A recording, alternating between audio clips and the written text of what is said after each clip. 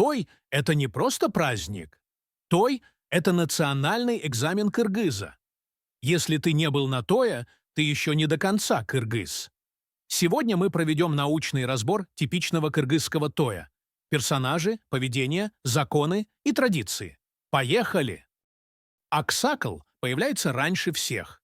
Он уже сидит, когда ты только пришел. Функции аксакала: знает всех, помнит 5 поколений, скажет Бата.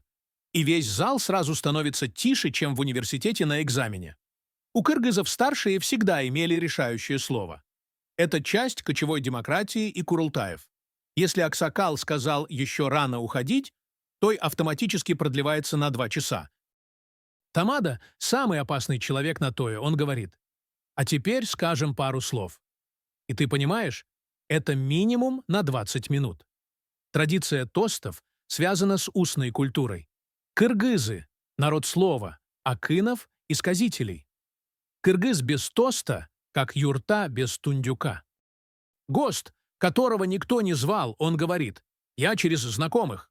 Он сидит и ест уверенно. Сидит как родной, уходит с пакетом гостеприимства, священное правило кыргызов.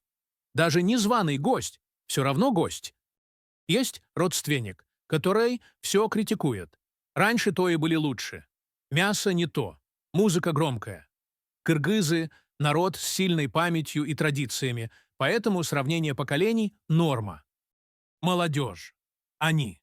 Снимают сторис, танцуют, знают все тренды. Современные кыргызы умеют сочетать традиции и современность. И это наша сила.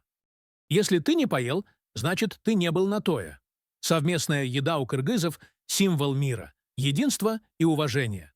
Кыргызский той можно определить по фразе «еще чуть-чуть поешь». Закон кыргызского той.